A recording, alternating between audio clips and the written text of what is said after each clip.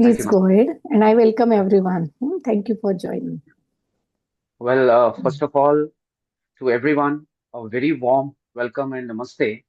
And to be present here, as you all know, that today we all have gathered here to celebrate a remarkable milestone. That is the Silver Jubilee of the International Center for Ayurvedic Studies, ICAS, at the Institute of Teaching and Research in Ayurveda, Jamnagar. 25 years of dedication, innovation, and global outreach in the field of Ayurveda. A journey that began with a vision and has blossomed into a legacy. ICS was established with a noble aim of promoting Ayurvedic wisdom across borders, nurturing international collaborations, and empowering global scholars with the timeless science of life.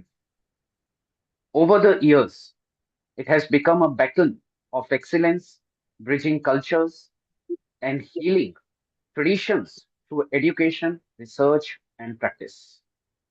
Well, to begin this auspicious celebration, I would welcome our esteemed guests and dignitaries who have joined here and make their presence and made this event as a grand event.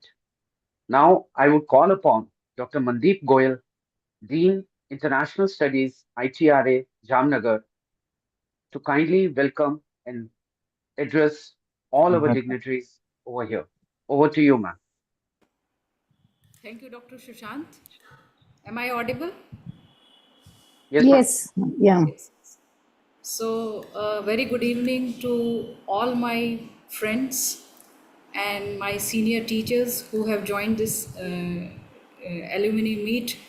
And this is a very important event for all of us, especially for me, because I was the part of this journey right from the very first day when this center was started in 1999. And I have seen the whole journey of 25 years of this center, starting with few students, 4 5 students, to now nearly we have more than 500 students in our team. So on this occasion, with lots of pride and privilege, I welcome all of the guests who have joined this event. Especially, I would like to welcome Professor Tanuja Nesri Madam, director of the institute. She has recently joined us as a director in the February 25, but she was behind us asking us what was your journey in the last 25 years, why you people are not raising the students who have passed out from your institute, and why don't you see where they stand, and what is actually our way forward after seeing what is their journey. And because of her strong will and because of her motivation, we started working on this in the last few months. And today, as the occasion was is nearly like we are finishing 25 years, we thought like we should celebrate it, and we should bring back all our students one at one platform, because I know it is very difficult for every one of us to travel back to India and at Jamnagar, but at least with the innovations and the technology which has been a part of our Ayurveda journey, we can meet at one platform. And so, with her guidance and support, we are here celebrating our 25 years, trying to connect together again to just look back what was our journey and what can be our journey in the future. So, with these words, I welcome Professor Tanuja Madam. I also welcome Professor S.H. Acharya sir. Actually, he was also the part of this whole journey.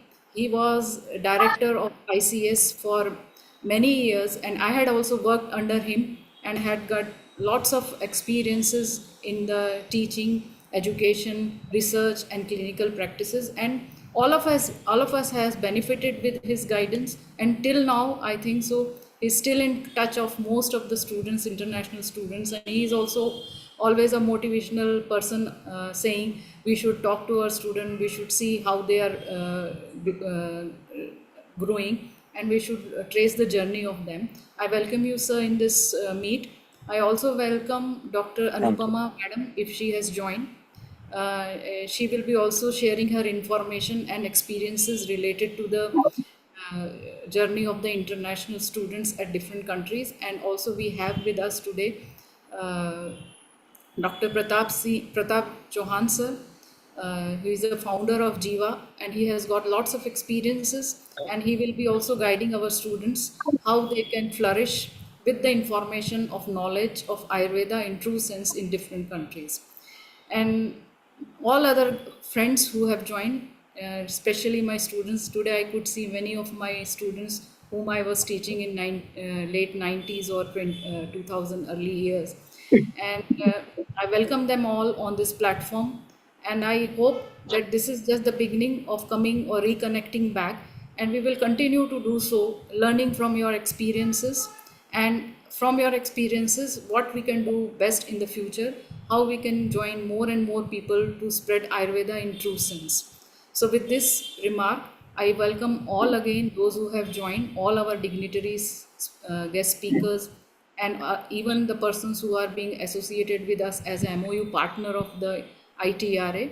I welcome them all on the behalf of Institute of Teaching and Research in Ayurveda, and all also from the behalf of International Center of Ayurveda Study. Thank you so much.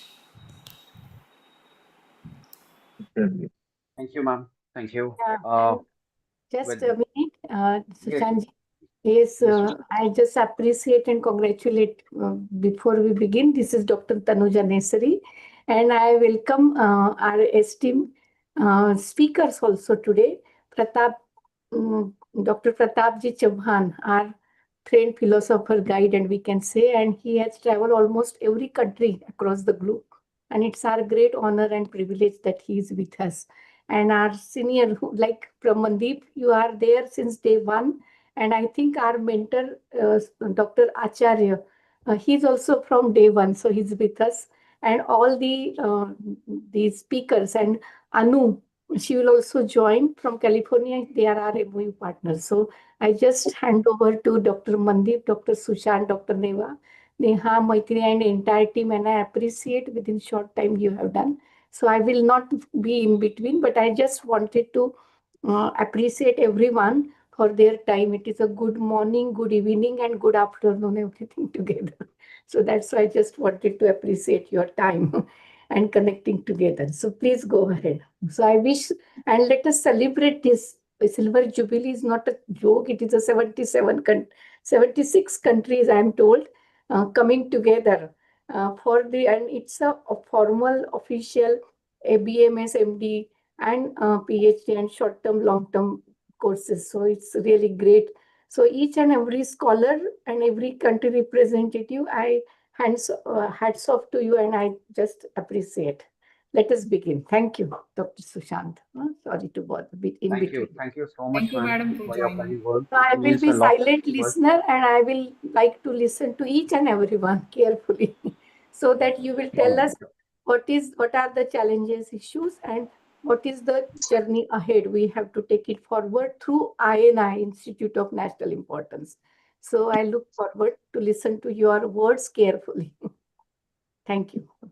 Thank you. Thank you, ma'am, for your kind words. And your words are always precious to us and motivating us to continue with these kind of events, ma'am. Thank you so much for that. So, as I was saying earlier also, that ICS was founded with the belief that Ayurveda, when nurtured with scientific rigor and cultural sensitivity, can transcend borders and serve humanity at very large scale. So, specifically, this Silver Jubilee is not just a celebration of years, it is a celebration of ideas, partnerships, and the lives touched through education, researches, and outreach. And we are proud to host this online meet featuring distinguished voices not only from India, from United States, Brazil, and Russia also. And each will be representing a unique facet of Ayurved's global journey. So moving on with our event, the very first guest talk what we have today, first speaker is a stalwart in the field of Panchkar and a guiding force in our institutional Ayurveda academy. He's just a name in the field of Ayurveda, and we all have been taken mentorship under his stature of stalwartship. With these kind rewards, I would request Dr. S.H. Acharya sir to kindly deliver his speech on this event. Over to you, sir. Okay. Thank you, Dr. Sushant.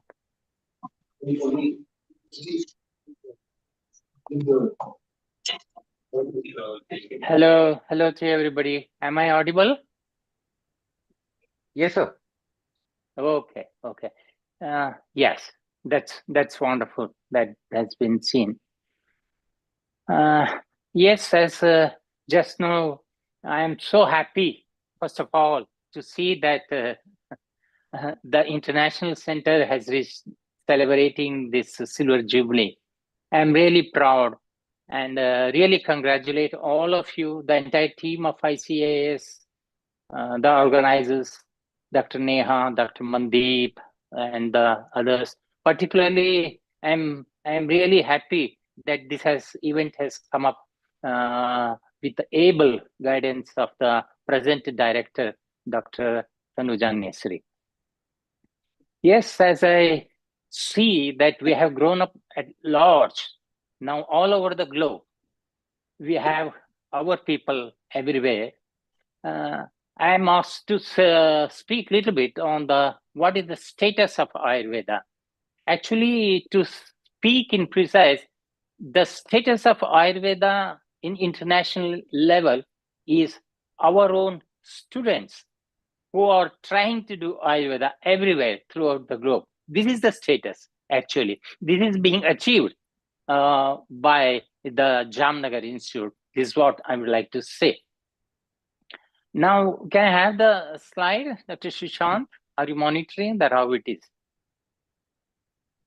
The next slide. Sir, I have already come up to the second slide. I hope you're able to see that. Okay. In my screen, it is. That's fine. So, what exactly I'm telling with my experience of, if you want to say, like my traveling to many countries around the globe in the past 2 to 3 decades, what I see is the society has changed. There's a paradigm shift in the society around the globe. That's what I'm telling you. The scenery that we are seeing was not there earlier. Now, the people really want to hear regarding Ayurveda. This is the change in every nook and corner of every country. All depends on what you are speaking and how you speak and how you're approaching the public. This is very important. This is what I would insist that our students who are trying to do some Ayurveda have to upskill themselves so that to see how better we can dispense Ayurveda. Of course, what you have seen in India as Ayurveda is a different scenario when you go back to the country or see in other countries. This is what I see, that try to understand what the public wants from you. This is very much important. The society is seeing Ayurveda in a maybe in a different manner. What they see, what it is the demand today is the health concept of Ayurveda, the concept of holistic life. That is very much attractive. And how do you dispense with your knowledge of Ayurveda is very much important. Then you can rebuild slowly and slowly. The next one is what we have is actually what I say is the countries, the practice of Ayurveda, the among health, there are so many different categories, there are practitioners and therapists, and some medical faculty are trying to do Ayurvedic practice also. This differs from country to country, because of the different medical regulations in the different countries. Like, for example, the better thing in the United States, and even in the United States, the California state is considerably the most, the fertile place to practice complementary medicine. There are groups registered and being recognized also. Every country is different. Like, if you come to the Europe, there are very strict countries like France or the Belgium, where you cannot even speak that you treat patient. The word treatment and curing, no, you're not supposed to speak the word. It's very strict countries. And there are other more stricter countries also, So it depends then what exactly the situation is. There are few companies who are actually manufacturing certain Ayurvedic products. Of course, the scenery has changed. There are downstream and upstreams going on. Particularly, say everybody knows when the JAMA publication happened in the United States. So there was really a big bad jolt for speaking of Ayurveda in the United States itself. But however, slowly the situation changed. They're not the same. When the European bill passed in 2011, I remember, stopping the import of herbs into Europe, it was not like that. The situation really was different, and it is building up. Even in while I'm traveling, I see sometimes you may not see the brand name of Ayurveda, and even herbs as Shatavari or Tagara, but there are botanical terms in the herbal shops. When I travel, I see into these things. Yes, you can prescribe as health supplements or as food supplements. Situations are changing. Of course, there are like bad timings, like for ashwagandha, branded, and it was red listed in many countries because it has got some like activity like a pharmacological agent. It has something resembling that. It has got effect on the brain. So somebody published this article in Europe, and it was started banning. No, it is no more a food supplement, and it was red listed. And one after another, I have been seeing after Europe, like in Latin America, Argentina red listed it, and it was copy paste to Brazil and copy paste to Colombia. I have been a witness in year after year traveling into these countries, and everyone, what will happen? Now all of a sudden the situations change, and even recognize you can practice. Even in Brazil, there was the days. Even I am told in Brasilia, the medical team came and literally pulled the ashwagandha plants out of the garden. I am told that was the situation that you cannot grow. But the today's situation is drastically has changed. In Colombia, ashwagandha is legally marketed. Yes, it's happening because, like I take the example of cannabis, and it is no more a narcotic substance. The cannabis, California policy opened up cannabis, and it's you in Latin America. I have seen Bogota, Colombia. If when you go to the grocery shop, there are pots with cannabis plants. The situation is drastically changing. We Ayurvedists must know how to exploit the change in the scenery, in the society, in the market. This is very much important. Then the recognition, if you talk about where we stand recognition, the government inclinations. It is not that all government have got inclination. They do have inclination. There are persons in the government level, but the problem is the medical policies. Unless until the medical policies, they give way to bring Ayurveda in, it's very difficult. But this is not so easy because of the medical regulating authorities in the different countries. And there are international pharmas behind them. So this is a very big, marketing phenomena, which is hindering us. These are the hurdles that we are seeing. Regarding the registered medical practice, no, you're not at all into the medical, umbrella.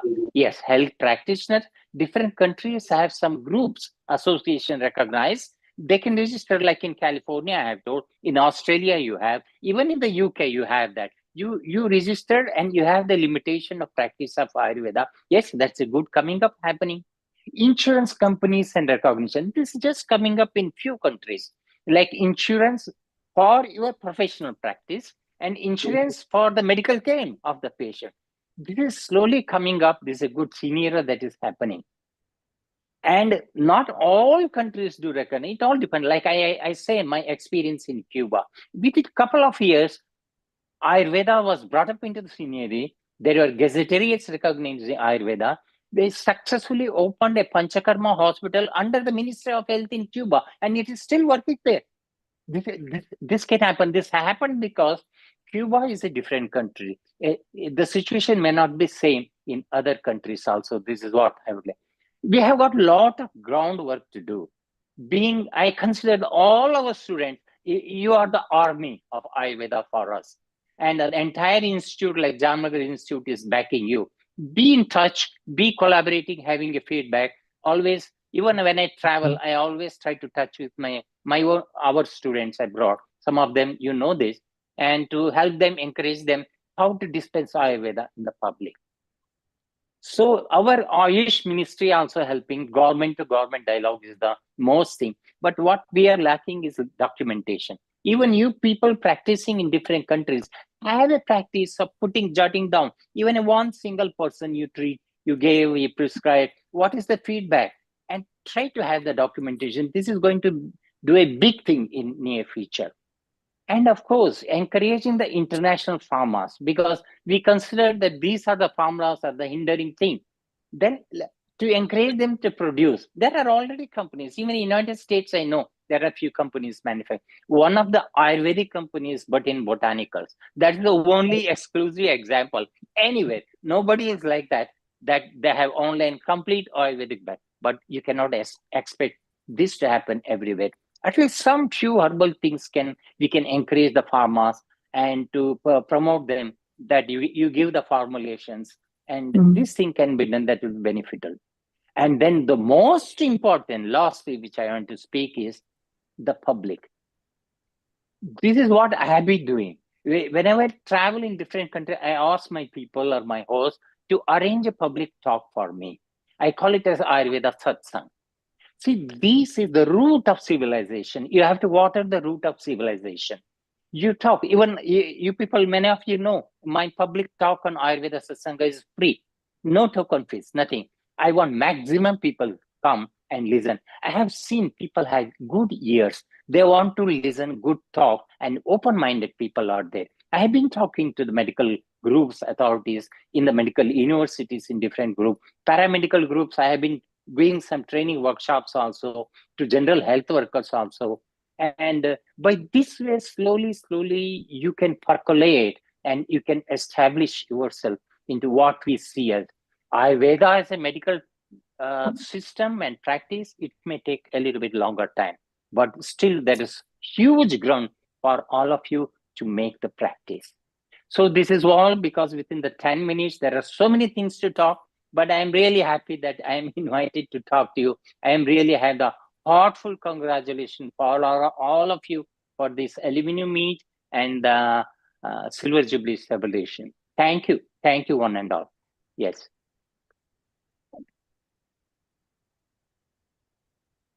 Thank Yes. you. Thank you Yeah. so much, sir. Thank you so much, sir. It's always pleasure to listen you, sir, and your Thank you. ideology and your vision Thank and you. everything inspire us to Thank you. work definitely at every sector of platform, sir. Thank you so much for your kind words, sir. And Thank you. we will definitely look into all the subjective criteria which you have already shared in the PPT also. We know, sir, because of the time limit, definitely we need to move on with I the understand. further. Yeah. Thank you. But thank you so much, sir, for your words. Yeah. Thank you. Uh, uh, Dr. Anupama ma'am have joined. Dr. Anupama, um,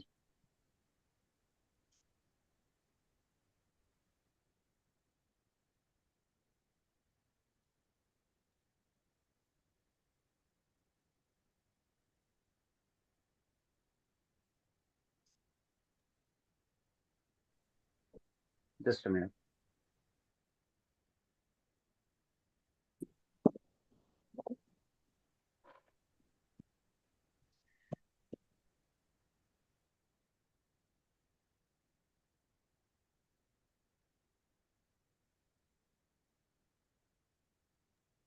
Uh, I think Dr. Anupama ma'am has not joined yet. She's yet to join.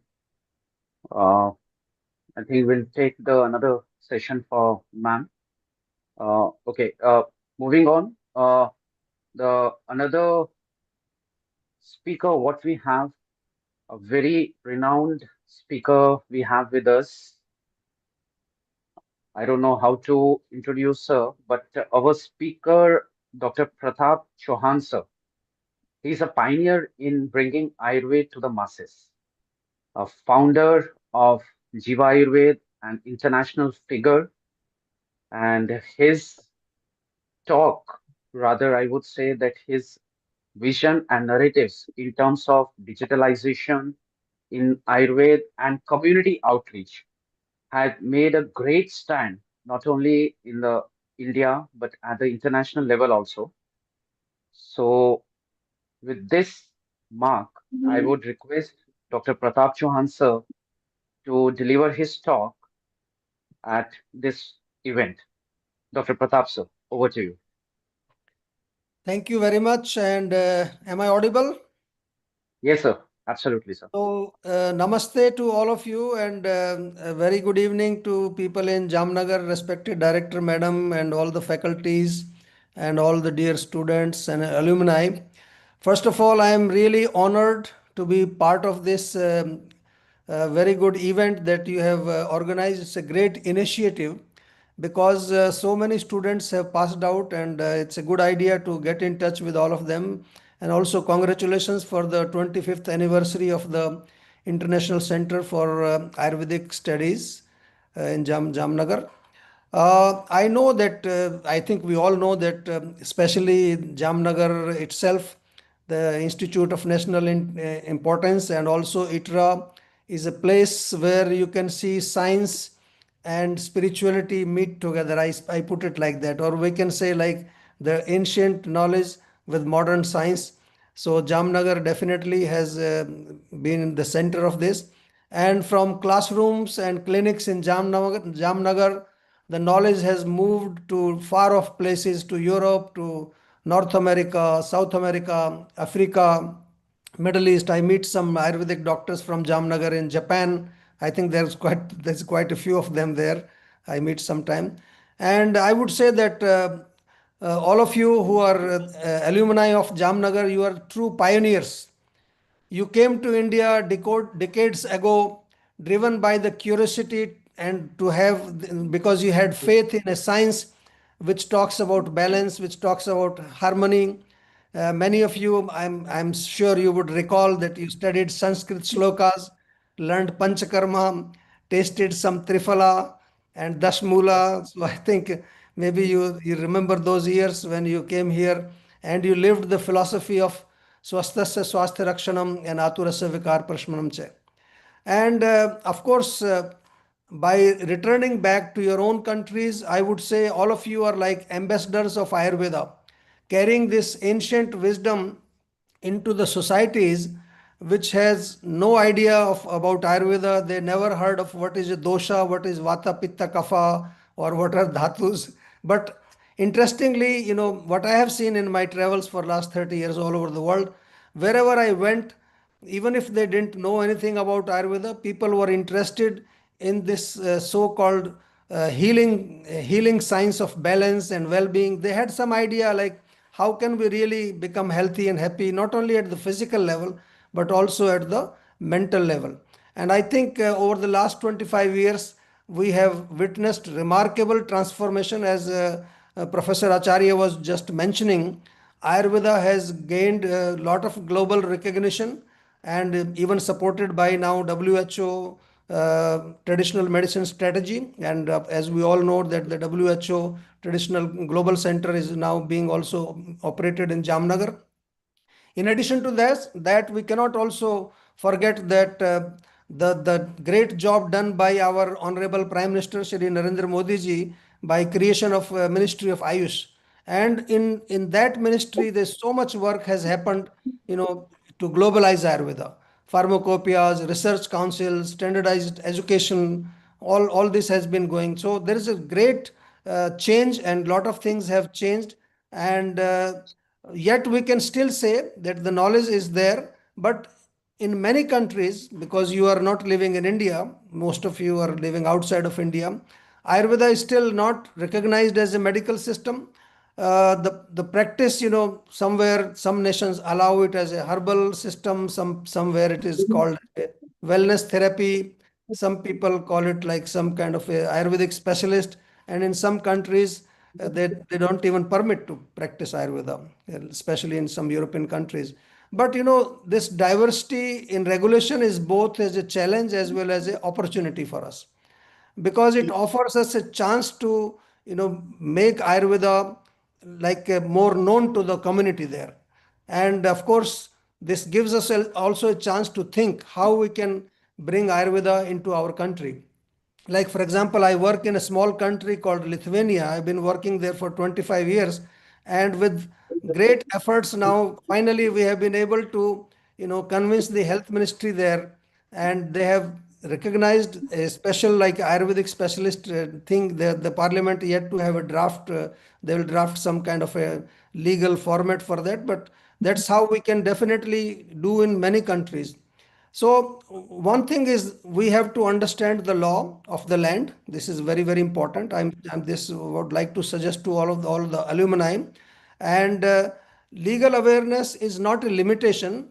Of course, it is a protection for you as well as for Ayurveda and for the reputation of Ayurveda.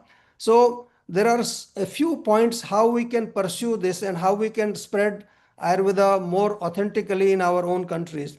So first thing I have learned is try to not compete with the modern medical doctors, but rather collaborate with them. You know, if we can collaborate with modern medical doctors with whom where who are allowed to practice there. For example, we have started like 5 years ago a very nice project in Japan. Now we have around 15 modern medicine MDs in Japan, and they first I taught them a little bit of Ayurveda. Now we work together because these people, if they understand little bit of Ayurveda, they can be very helpful. Then of course there are other streams, not only medical practitioners. There are physiotherapists, there are nutritionists, there are psychologists. It's a very, very nice stream. All the psychotherapists, because mind well-being is a very big part and very, very important thing in the modern part of the in the Western part of the world. And of course, the preventive part of Ayurveda, which I say non-medical Ayurveda. Non-medical Ayurveda includes lot of things, whether it is our Dinacharya, Ritucharya, lifestyle-based, lot of practices. And of course, our not to forget our kitchen pharmacy, which is very, very effective. So this is how we can create collaboration, because collaboration builds trust and bridges. Competition builds walls. So try to be more collaborative wherever you are practicing, and create and strengthen the professional association. This is very, very important. Like in the US, there are quite a few associations who are working to pursue this issue, how Ayurveda can be legalized. So when you work association, it's not necessarily it's not necessary that you have to have an only Ayurvedic association. Like I gave you the example of Lithuania, we created a holistic health association there. So there are also yoga experts, there are other alternative therapies who are part of this. And when you have an association, you can rather advocate more strongly for a policy recognition, or for further even to get some funds. In Poland, our students who are learning Ayurveda, they are being funded by the government, because we told the government that we are trying to create jobs for your population. So this is how sometimes you have to approach the government. You can even give them a proposal how you can reduce the health burden of that particular country. Like example, diabetes. Diabetes is a big cost to the health ministries in many countries. So if we can even create a special diet for diabetes, a special diet for joint, musculoskeletal problems, special joint for diet for some neurological, including with some yoga, even our therapeutic, practices. Last week I had two of my students from England, and very interestingly, the Abhyanga which we do now, they have connected Abhyanga with emotional traumatic healing. Very, very interesting program they have, and they are actually practicing for last 11 years. They have even documented various cases. Documentation is of course very important. So therefore, it's very, very important that the things that you learned at Jamnagar, you have to also adapt to the local climate, and of course adapt to the local cultural environment, because every culture has its own understanding about health. When we speak of Ayurveda in foreign countries, we have to adapt to the local culture, to the local system. They may not understand our difficult Ayurvedic terminology. So we have to use words like holistic health, mind body balance, natural medicine, well-being, mental well-being, all these things.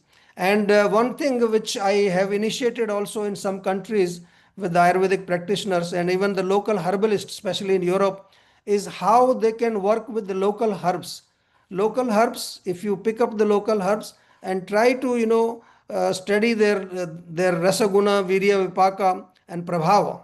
So then we can create a little bit of a database of local herbs, which is not then a big problem because importing herbs from India is a little bit complicated in many countries. And adapting diet and lifestyle according to the local climate. This is also very, very important because different geographies in the world have different kind of climates. So the ahara vihara principles that you have learnt in Jamnagar, they can be adapted to the local, climate and local environment. Of course, we always talk about evidence, and Professor Acharya very nicely mentioned that whatever, even one single case you are doing, you must document it. And this is also learning for us for our own practice. If I see that something is working, so I can try to use it again. And when we speak like this, so the scientific principles should not be, our Ayurvedic principles should not be compromised, of course, but we can definitely try to, represent them in the scientific world. And another thing I would like to mention, especially for the alumni, all of you who are here, you are actually the custodians of global legacy. You are custodians of Ayurveda, and it's not always necessary that you have to only just do practice. You can be educators, create awareness. Lot of us who are traveling to other countries, sometimes we give so many public lectures. You can become also mentors for your younger generation doctors who have passed out from Jamnagar. Of course, there's a lot of research potential. You can even join some universities, local universities, tie up with them for some research purpose. And definitely, when you make a group, you can also be engaging in policy making. And one point I would like to also request to Jamnagar faculty for the especially the, because this is a great initiative that first time we have collected so many students. So it will be also nice that if we can create some kind of a continued education program for the students, because now we have this technology. This is very easy. I do it for many of my students all over the world. And even sometimes kind of a collaborative research, maybe there is a research project coming up in some university.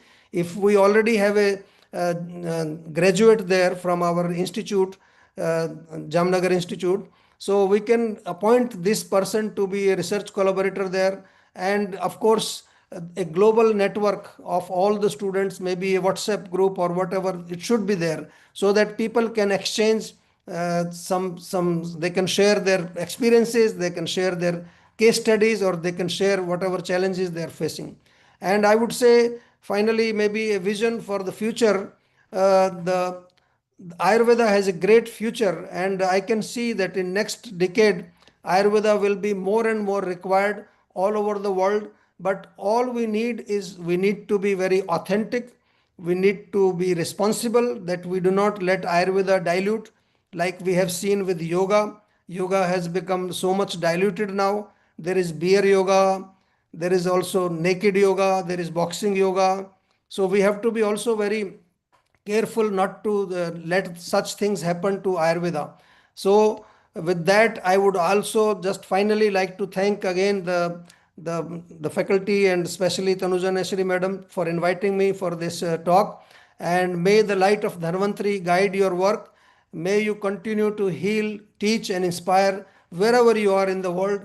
And may the name of ITRA and International Center of Ayurvedic Studies, Jamnagar, be the spirit of Ayurveda across all borders. So let us just finally say that Ayurveda is not only for healing the people, it is also for healing the planet. That was our logo for the Ayurveda Day. So once again, thank you for having me on this platform, and I wish you all the best. And if I can be of any help to any students in any country, I am always willing to do that. Thank you very much. Namaste.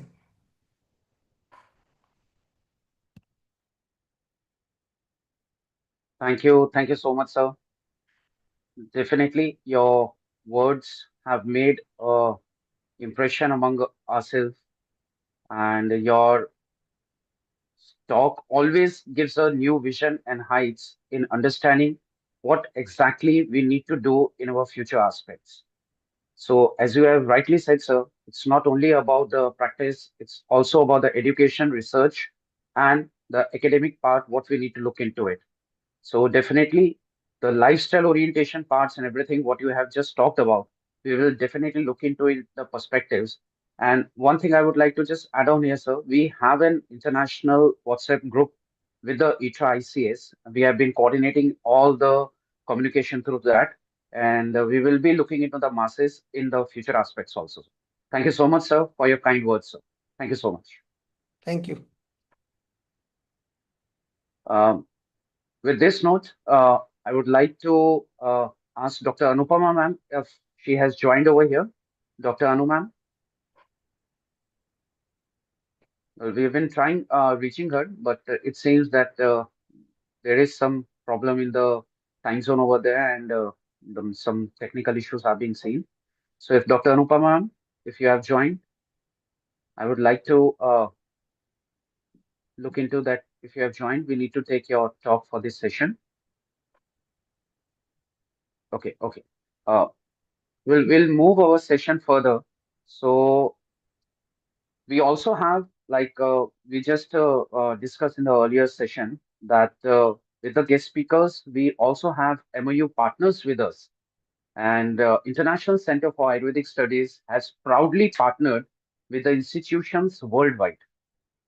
Representing one such collaboration, I welcome Dr. Fernando Oliveira, Director General, Facultad Escola de Ayurveda, Brazil, to talk about his ideology and what Ayurveda is doing in his respective country in the form of Ayurveda in Brazil. Dr. Fernando, if you can just take the session. Thank you. Thank you, sir. Good evening, everyone. I'm very grateful to be here, and I want to give you congratulations to International Center for this 25 years collaboration. I think someone shared the screen. Yeah, just a minute. I will just go through Okay, it. Yeah, yeah. perfect. Go on, please. Thank you. I will share my screen also. And my today topic is about Ayurveda scenario in Brazil. My screen changed for the map. Yes, yes, go ahead. Okay, perfect. Sometimes it doesn't work. Yes, my today topic is about Ayurveda scenario in Brazil. I'm from Brazil, but Brazil is located in South America, and there is so many countries like Argentina, Chile, Uruguay, Colombia, and many others. And Ayurveda history in this part in the world is very important, and we try to work in collaborative way. Here, for example, another MU partner from Chile, by the Mauricio Leon is here. And about Argentina, important work is there, like Dr. Jorge Luis Berra, another MU partner by ITRA. He worked in the first Ayurveda university course in South America. He also working with WHO in ICD 11. He worked together in one city in the WHO.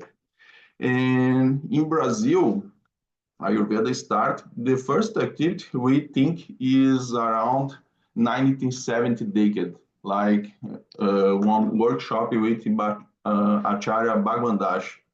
Someone remember he wrote the most famous Charaka Samhita version, the yellow one. In 85, one important partnership start between Maharishi organization and Brazilian government. This work during approximately 10 years, and many Vaidya's living in Brazil during many years. One of them is Parankusha Rao. Maybe some seniors know him. And I think the way of Ayurveda in Brazil working after this is the Maharishi organization way for many years in Ayurveda associations, Ayurveda learning programs. And actually, Ayurveda is under our national program for integrative practices, and with 29 natural practices like acupuncture, Reiki, homeopathy, and others. And this national program is giving the possibility to Ayurveda are under the public health system.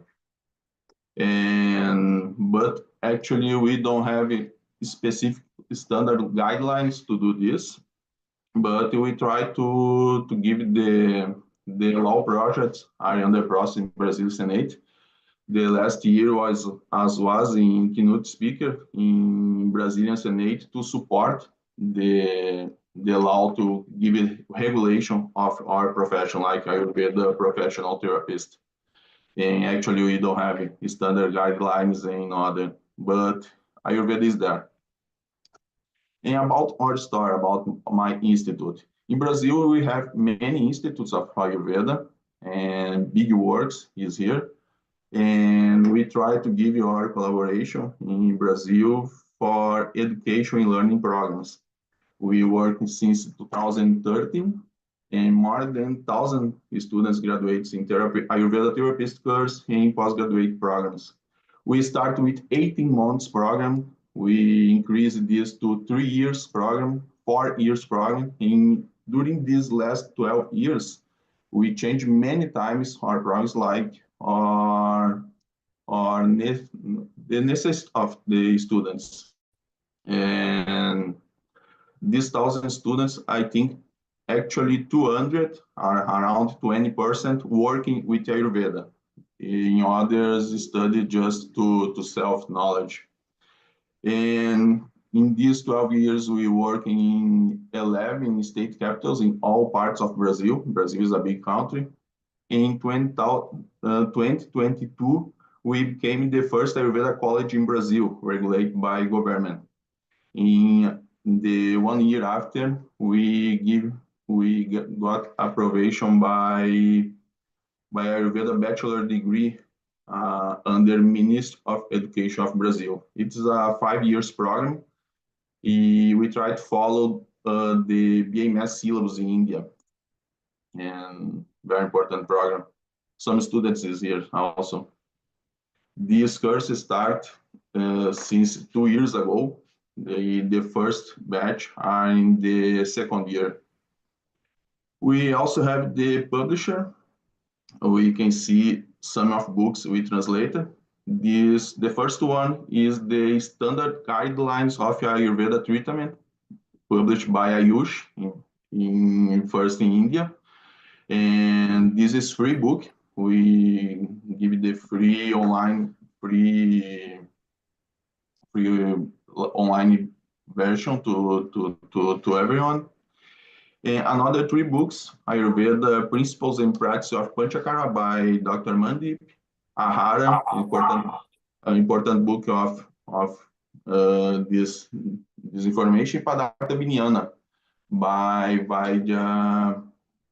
Dado Sir from Itayer Institute also. These 3 books we translated, and here in Brazil we have a lot of books, but not technical books about Ayurveda. And these books help the students to follow the BMS syllabus to learning. Here we signed the MOU with an professor in 2022 during pandemic, but the first version is 2020, and we will celebrate the 5 years of about MOU. We received the visit of Indian ambassador also in our institute. Here is Suresh Redai sir. He was Jubilee ambassador of Brazil. And in our learning programs, we try to follow the authentic way about Ayurveda. And we try to have the authentic instructor. We can see the instructor we promote our Ayurveda trainings. And we try to give the Ayurveda Panchakara procedures in all of our learning trainings. And we also teaching all the syllables in all the basic principles and everything, Ayurveda consultations, but we think Um, because Ayurveda procedures is not similar with any other practice, and Ayurveda practice is very useful and very helpful here in your country to therapists teaching, therapists learning, therapeutics working after. We can see Abhyanga training, Udvartana, Dhumapana, Karna Dupana. This kind of Dupana yantra we build with your hands. No, it's not selling in any place. Karna Purana with Karna Purana yantra from India. Nasya, Netra Tarpana, Netra Sek, Shiropichu, Shirovasti, many kind of daras you can see, any kind of external baths. We have authentic drones to do the special kind of daras, all kinds of sueda also. This is very interesting because this industry building this kind of sueda to support Ayurveda treatments. Actually, we have special industries, special pharmacies, and other companies to work in Ayurveda way. By Seja Kalpana, we give the preparation. Some students use for the patients. Some others building small factories to sell these products. And that's it. Actually, Ayurveda in Brazil, we are very proud of your working, not my work, but in working of everyone, because many of people do Ayurveda in authentic way, follow the classical textbooks, and Ayurveda increase day by day and good and better for our population. That's it. Thanks so much for everyone too. And I hope this meeting is good for everyone. Thank you, Dr. Fernando. Well, it's good to see that how Ayurveda is flourishing in Brazil also, and the kind of and amount of work and efforts it's being pulled down by people like you over there who are actually into the Ayurvedic fraternity and the government support what you're getting. So it's good to see that uh, positive work has been going on over there, and looking forward to have many more works being an MOU partner with the ITRA also. So thank you Thank for you being so here. much. Thank you. Moving on, we also have an session of ICS Alumni Talk, and ICS Alumni Talk continue to make us proud across the globe. I would say one such shining example is Dr. Asim Edalbeve, consultant at Institute of Ayurvedic Medicine, RUDA in Moscow. And I would ask her to share her journey and reflections in her talk that what her alumni journey has been so far and the challenges and opportunities she's facing around by practicing Ayurveda in her place. Over to you, Asim. Namaste. Namaste, namaste. Namaste, everyone. I can see my seniors, my juniors here, and especially respectful my teachers, and especially my gratitude to Dr. Mandip Goel, to Dr. Nehatan, who taught me all practical knowledge which I have and now spreading in Russia. Of course, it's a pleasure to share this journey. And you saw me from my student time. I was not most popular and or most knowledgeable student, but it's been 10 years since I left Gujarat in 2015. So let's take you through my path from steps of the institute to the heart of the Russia. It's a Moscow. So I have no practice. It's 10 years actually. My journey began with a deep-seated belief in a holistic wisdom of Ayurveda.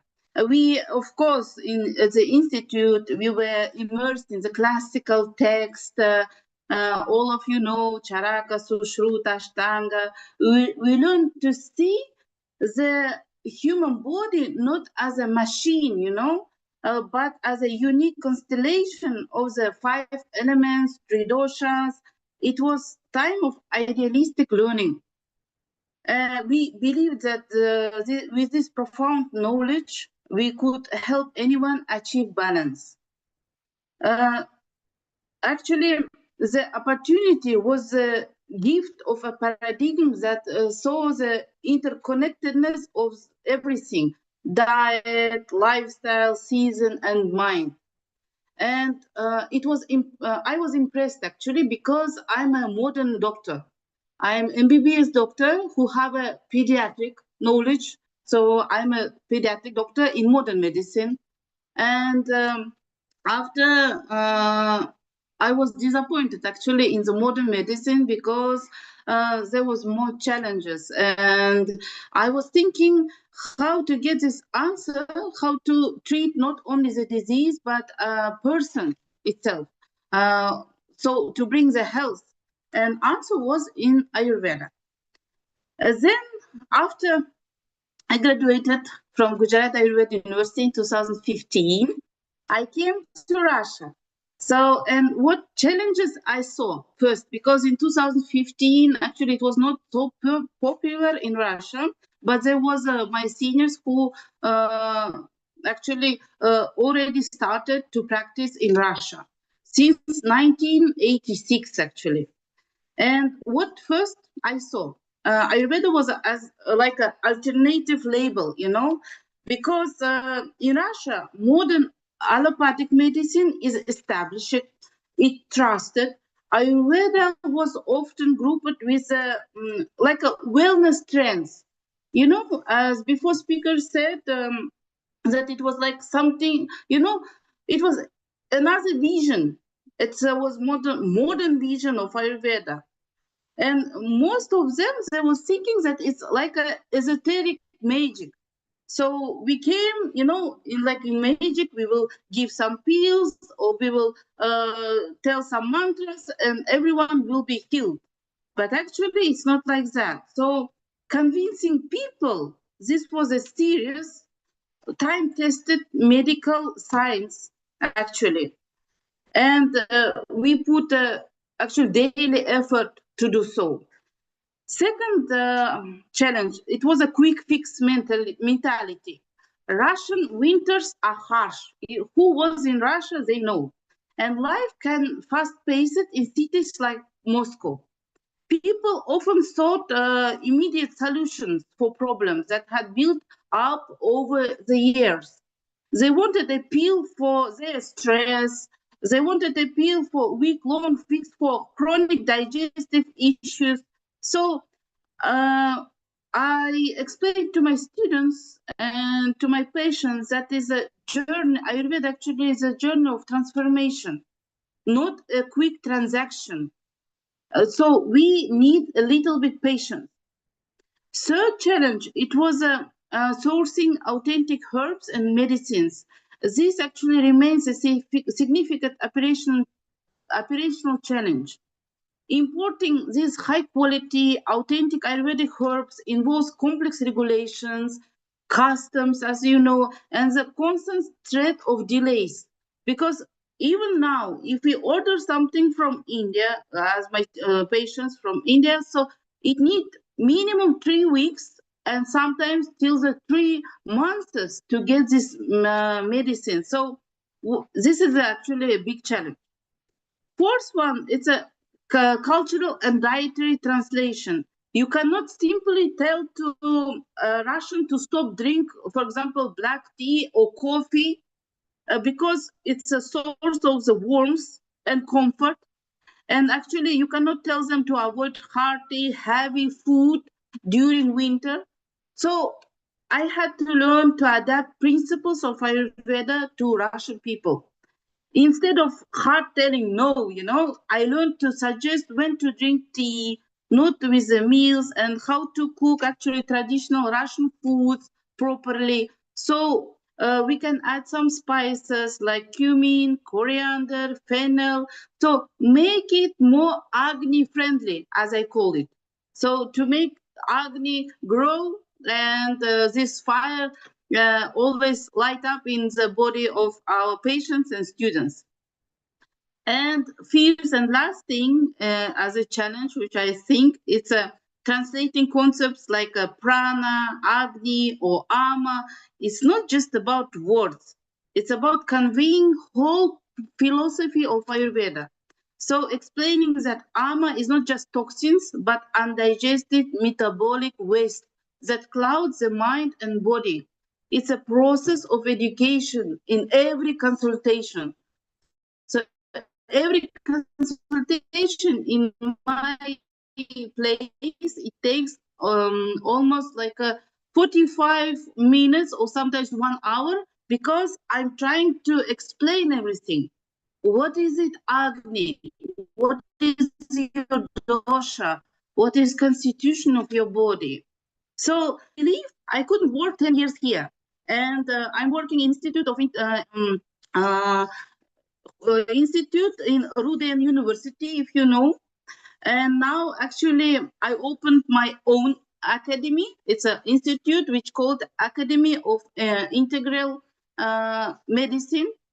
So now I have my own institute which opened their door, and I want to bring more students to my institute to explain them how actually Ayurveda can be easily adjusted to our life, not only in Russia, but in all post-USSR countries.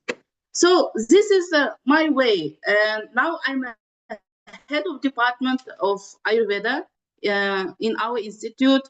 And I hope that in future we grow bigger, because now I have thousands of students, and we have who have actually MBBS degree. Can you imagine that doctors with a modern view, they came to study Ayurveda, and many of them tell that they come to me because I can explain Ayurveda with a modern knowledge. So I'm again telling my gratitude to my teachers, Dr. Sushansu, Dr. Mandip Goyal, Dr. Neha Tang. You also always helping me to give these big conferences in Russia, even online, but I hope one day we all meet offline here in Russia. So thank you for inviting me, and we all work for one aim, to spread Ayurveda worldwide. So thank you so much. Thank you, Dr. Asim. It was wonderful listening to you and just seeing your progress. And it's really good to know that you have your own institute now. And it's very proud moment being an ICS alumni, that you have represented yourself independently and your institute is there now. So it's good to know that, and many congratulations to you for that. Uh, well, now I would open just a session for 5 minutes. If any other alumni wants to share any of the experience of their own, like how they are uh, finding it, practicing Ayurveda, or the research, what they are doing on. So if anyone wants to share their thoughts and opinions in another 5 minutes, so that we can move with our presidential address of Director Ma'am.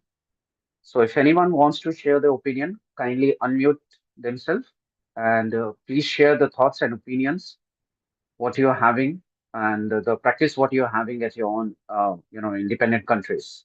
If anyone is interested, please go ahead. Yes, Namaskar ji. I'm Dr. Gyaneshwar Singh Gudoi from Mauritius. How are you, Sushant? Yes, Dr. Ganesh, I'm fine. Please go ahead. Yes. I'm basically working in Mauritius right now in our organization Meta Ayur Yogpit. My aim is to bring a national Ayur super specialty training bill in our Parliament of Mauritius. So we already drafted the mechanism, the bill and everything. Now the issue is technical know-how and political know-how.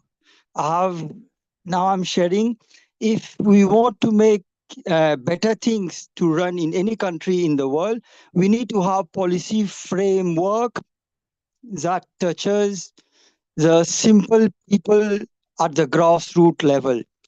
I have come to realize only talking, only doing awareness, which we have been going in all the 144 villages in our country through our team leaders, that is also not enough.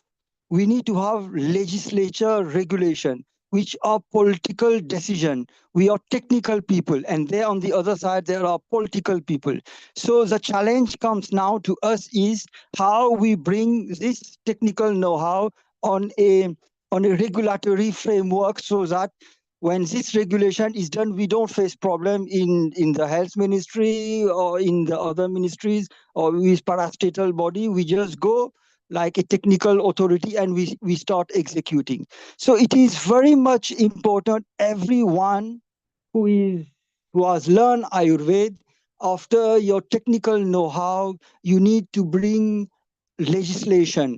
And to bring legislation is not a technical thing, it's a political decision. So you need to be in touch with your embassies. They may have other agendas.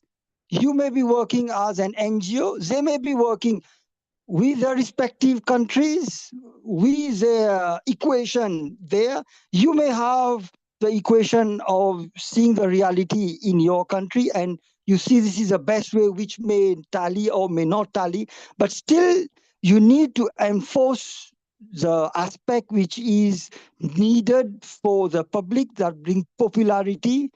And I feel that what my experience of 10 years on ground is a international RU super specialized training bill where people learn Sharir, Indriya, Man, Atma, Dhatu, Doshmal, the fundamental, Indriya, Gyan, Indriya, Karma, Indriya, Man, coordinating with Sharir, Indriya, and Atma for a consciousness in Sharir, Indriya, Man. So this paradigm training at Sharir, Indriya, Man, Atma through a legislature, and now we are coming forward and telling the political people with my team, with my 150 team leaders, now we need this.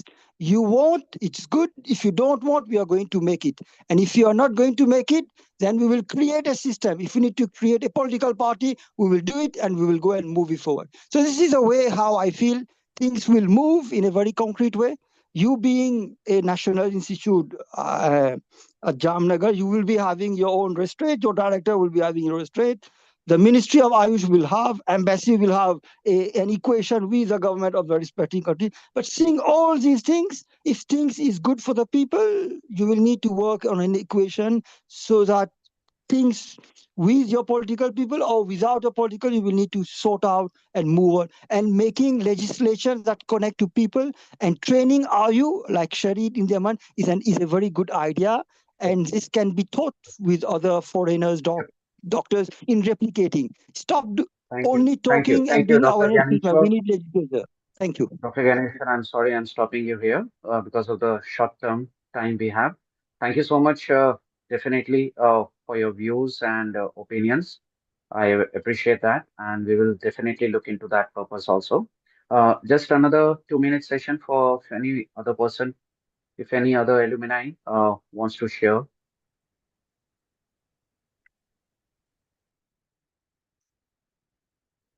Okay. It seems fine. So, thank you so much, all the alumni. Now, moving on for our presidential address, I would request our Honorable Director, Professor Dr. Tanuja Nesri, ma'am, to kindly deliver a presidential address on this event. Over to you, ma'am. Thank you. Yes, am I audible? Am I audible? Yes, yes, ma'am. Yes, ma'am. Absolutely. Yes. Please.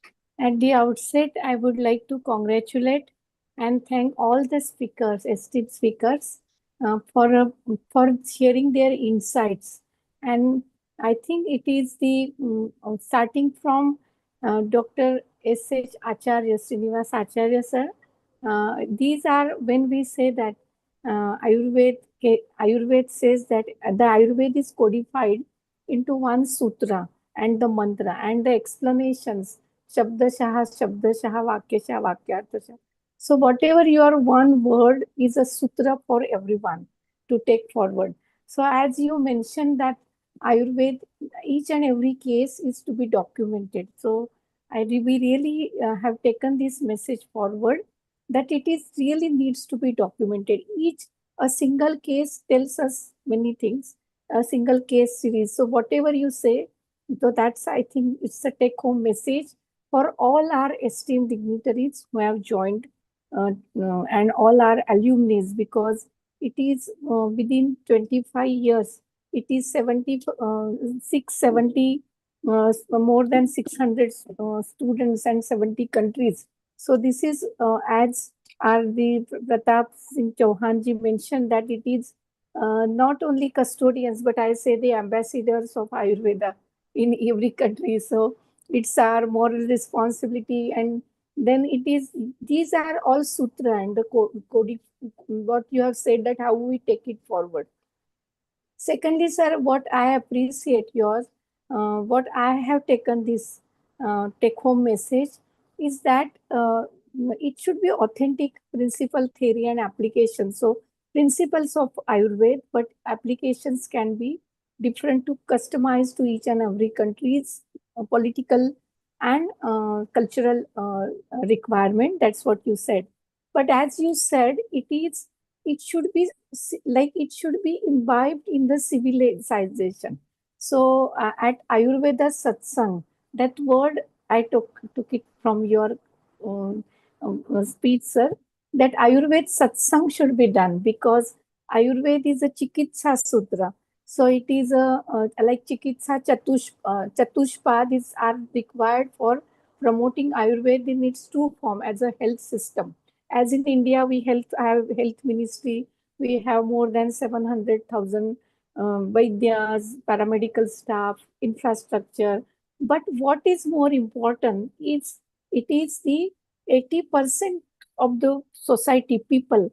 It is a people and planet. So it is for each and everyone is following Ayurveda. It's imbibed in the culture. So this awareness is the key factor, so that Ayurveda satsang, we have to create our own clientage. That is, it is a promotion, prevention, swasthasya swasthya rakshanam. I think for with that, with wellness spirit, to make everyone healthy and happy, I think that is one thing. And what is as a Ayurveda, as a prescription medicine, how it is useful in non-communicable. So yeah, as what you said, it was really very important. Then moving to our second stalwart, because who is known for the Ayurveda communication for all media, for Ayurveda everywhere, our Pratap Chauhanji. You really, it's a very beautifully, you mentioned that there is an integration, as Ayurveda is a knowledge system of health and happiness. But as you mentioned, it has a philosophical, spiritual, mental, physical, and everyone is picking up only one part, whatever it is. In many countries, it is spiritual, it is philosophical, it is social, it is physical and mental, everything. But as you beautifully mentioned, there should be integration of science and spirituality. I think that is what the world requires. So we retain our tradition. We all now, as I am also, we are also taking this artificial intelligence for Ayurveda. I am also a co-chair for the WHO, but taking it to the technology driven, digital driven, but what is our essence? So we maintain our tradition. It should be classical, but to making it contemporary, making it integration with the technology, it should not lose its essence. That's what you mentioned very beautifully. And very importantly, the message to all my alumni colleagues, which I would like to take him from Pratap Chauhanji's um, talk, because I was also listening very carefully.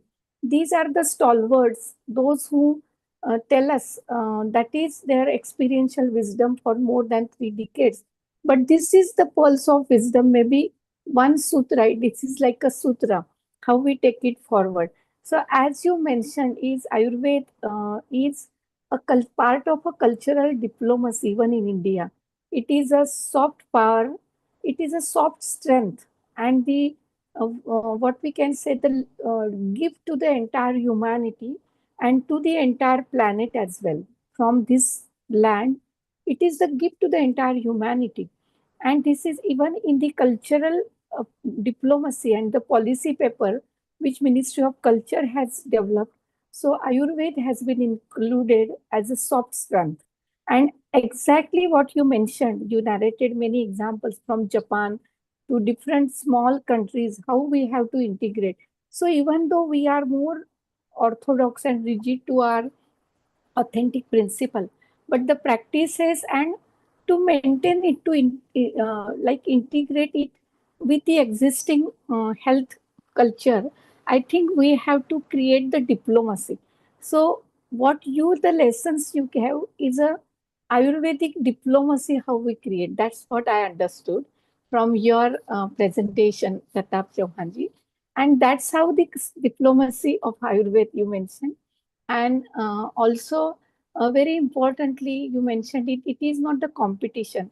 So we are have to collaborate. We have to complement whatever in the way we have to complement and create the awareness for the health, for the botanicals with the panchakarma, with the wellness and with the all. So we appreciate. And also what is the take home message, that also we have understood.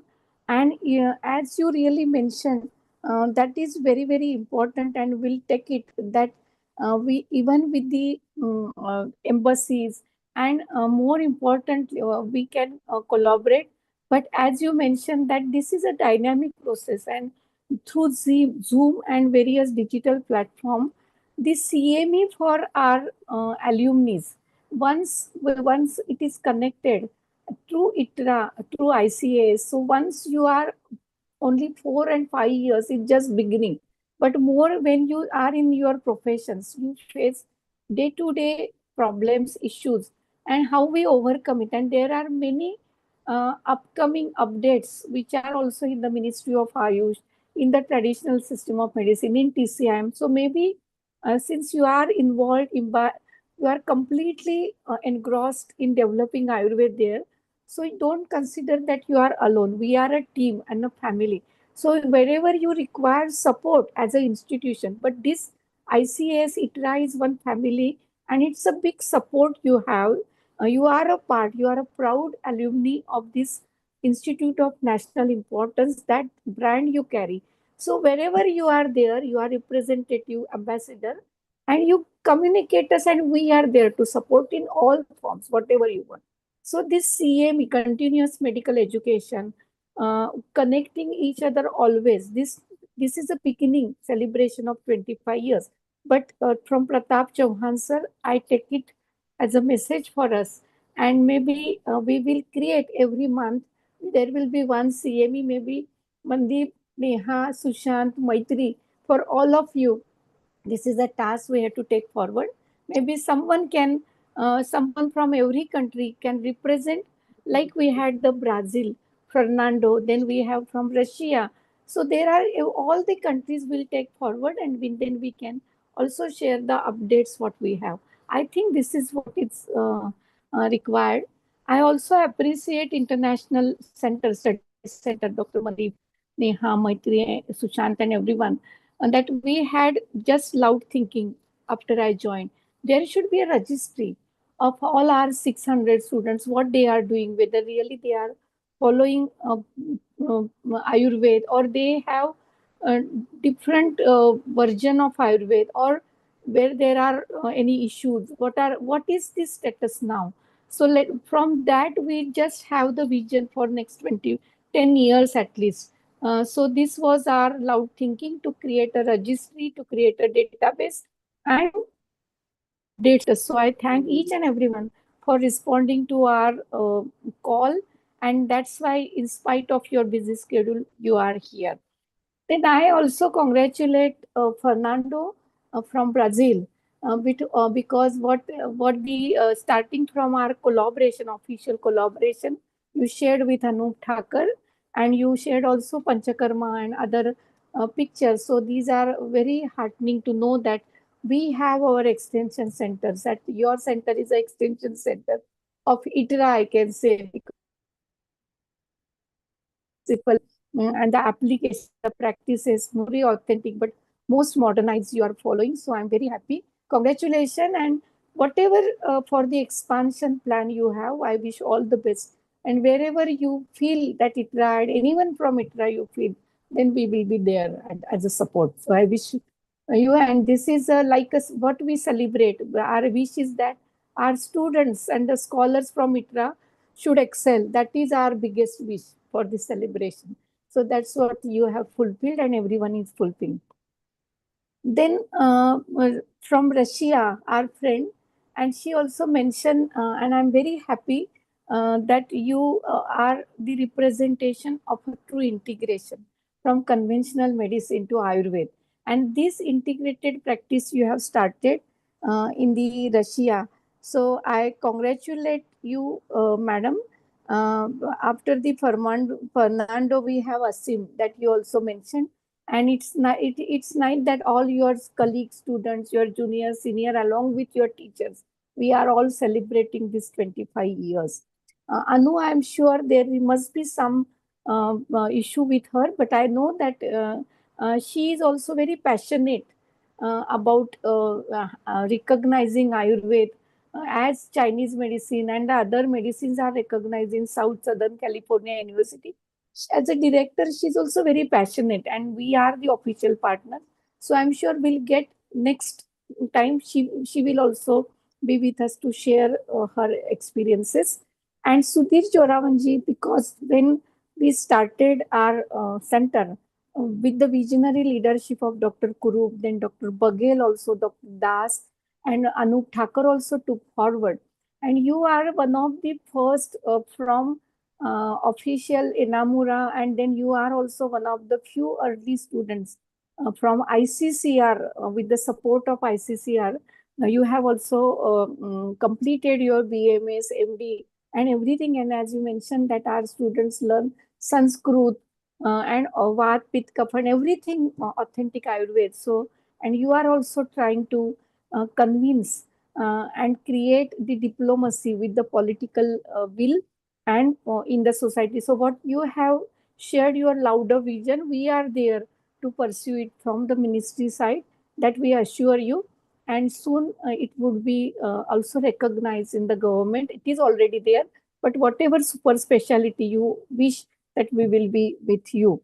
So with these all words, I must thank Ministry of Ayush for their strong support. Our minister, Sri Narendra Jadhav ji, and he is a very strong supporter to each and every activity to us. And he has also extended his greetings for 25 years celebration, Sulbir Jibiri of ITRA. So I am just conveying that. And our secretary, Vaidya Rajesh Koteja ji, is a Padma Shri, but I think he is also now with the official international tour, on the official tour. So he is the one who is a strong promoter of international studies in Jamnagar across India, but in through Ministry of Ayush. I think not only 30 countries, 25 countries, but it is 150 countries. 150 countries this Ayush has been expanded, and the Ayush export is 6 times. I think increased. So, as we mentioned, that there are more and more countries, there is a spread, and not only for the people but for the planet, for environment. In ITRA, we have signed MOU with the veterinary Vantara. So we are developing the vertical for the animal health care, and for the plants also we have the for environment. So, and with the technology we have that digital transformation of Ayurveda. So these are various initiatives we have taken. So I think you will be also part of this journey as a proud ITRA alumni. And I feel that pride because I am also proud alumni of IPGTNR. 35 years back, I also studied from IPGTNR Jamnagar, and I feel really proud, blessed that my teacher S.H. Acharya, he is still blessing all of us. So I think there are many generations who are taking these blessings together and celebrating. And we are on 15th of October, because ITRA, IPGTNR, Gulab Kuvarba, and all ICAS all merged together and became INI on 15th October 2020. So this is again a one milestone benchmark we are celebrating. That is a fifth foundation day on 15th October. You are all invited and your gracious presence will definitely have much value, because proud alumni. And also we have organized international conference on geriatric healthcare. That vertical we are starting a new branch as a Jara Care and Regional Center for Geriatric Research, and a policy draft paper, which will be supported by Niti Aayog. And I'm very happy that the Niti Aayog has graciously accepted to have Ayurveda module into a national geriatric healthcare module. So this is very important. It is not the number, quantity is not important. The quality, what we will be discussing and developing, is a much more contributory to the nation's and the world's geriatric healthcare vision. So this is what is our louder vision. So we always say that the quality is more important. Today's meeting was so much important for me because it has gathered pearls of wisdom, and it will help us to develop the roadmap for the future. And we are also thankful to all our local administration, from the government, from the collector to commissioner, to our MPs, MLAs. So we really have, this is a golden era for Jamnagar, from ministry to the local government to the local administrator to the state to Global Center of Traditional Medicine. They are always partnering with us for any academic activities. They are with us and to extend their support. So I wish everyone great success, and all our alumni. Maybe this is just as we mentioned the beginning. So you just send our in our registry. You send in the WhatsApp. You send your suggestions, and I assure you, our center will take note of it, and that we will definitely convert into action plan. So with all this, I once again congratulate, thank everyone for your time. Namaste. Thank you so much, ma'am, for your kind wisdom words. Always means so much to us and gives us an inspiration to work into the pathway of Ayurveda, into the well-wishing pathway. Thank you once again, ma'am. Uh, well, as we have come to the last session of this event, as we conclude our Silver Jubilee celebration, I would definitely ask every one of you to take a kind note that the efforts which are being put on from the International Center for Ayurvedic Studies, ITRA Jamnagar, in managing such event is just one step what we have taken. And I am really hopeful that it will be taken on the further notes also. So every celebration is a symphony of efforts, and today's event is no exception. So to express our heartfelt gratitude, I would invite Dr. Neha Tang, Coordinator, ICS ITR Jamnagar, for a vote of thanks. Ma'am, over to you. Thank you, Sushan. I'm audible, Sushan? Yes, ma'am. Namaste to everyone, and respected Director Madam, all the dignitaries, all alumni.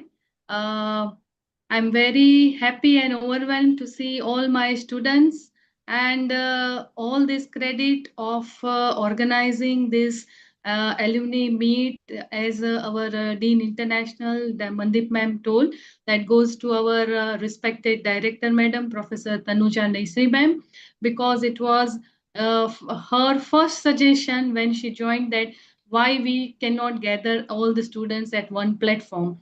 And since then, she has motivated us so much and boosting continuously our enthusiasm to organize this meet. Of course, it was a very effortful task to organize, because of 25 years, all 3 months, and all our short-term training students, BAMS, MD, to find their contacts, and with continuous motivation from our director madam, we could do this. So I would like to thank Professor Tanuja ma'am for continuous our support, enthusiasm, and our backbone for organizing this alumni meet. Thank you, ma'am. And of course, we have a strong support from our Dean International, Professor Mandip Goyal ma'am, because wherever we want any guidance with organizing this, she has all the experience from the beginning, from the day one, and she has continuously supported us, guided us, and because of all her guidance, we could organize this alumni meet. I thank Mandip ma'am. And from all the dignitaries, starting from our Professor Acharya sir. I was also lucky enough to have Professor Acharya sir as an HOD of Panchakarma. So I got guidance from both the side, and as a sir was at that time director of International Center. So from both the side, continuous guidance I have received because I also worked as a lecturer in International Center, and with the continuous guidance from Professor M.S. Baghel and Acharya sir, I have could teach our students and try to make myself also more perfect, and the same guidance and same support till date today we are getting for all our international students, how ICS can progress, how we can reach more globally as continuously support from Acharya sir. Thank you sir for the support and all your guidance. uh, our today's guest, Dr. Pratap sir, we are very much thankful, sir, for your time, because we know you are a very busy person and a very distinguished guest. So, sir, your whatever guidance you have given, whatever suggestions you have given, sir, we have noted, and these are like not. This is just an initiation, sir. We would continuously need your support and your guidance, sir. Thank you very much for sparing your valuable time and guiding us. Thank you, sir. And of course, from our MOU partner, Fernando, to share. And we are happy, especially because Panchkarma is again my subject, to see that you are progressing and developing Ayurveda and also in the field of Panchakarma. And thank you for joining us and motivating, especially our alumni and the students who want to practice in the field of Ayurveda. So this will again boost their moral and enthusiasm to do in the field of Ayurveda. And thank you for that. And Asim also, she was my student, and of course she is also there presently, but she is also very enthusiastic. Many of our students are doing lot of things in various parts of the globe, but of course because of the time we cannot present all.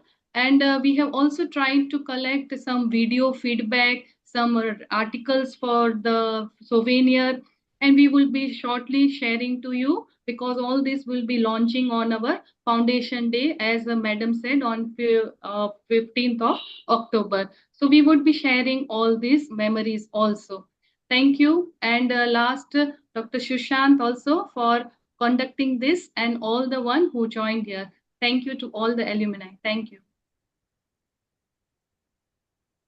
Thank you. Thank you so much, ma'am.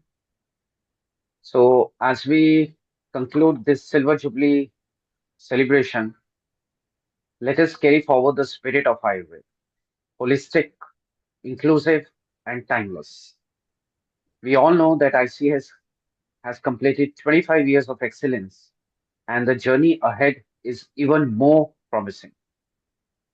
So, let us reaffirm our commitment in making Ayurveda a globally respected, evidence based, and culturally adapted system of healing.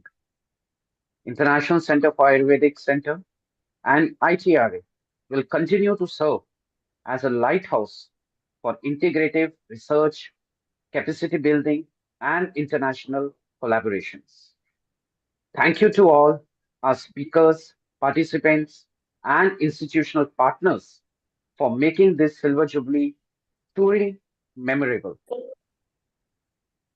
Commit and decide this milestone to inspire the generation coming upon for Ayurvedic scholars and practitioners across the world.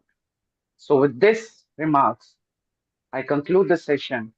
Jai Dhanvantri, Jai Ayurved. Thank you, one and all, for your presence. Thank you.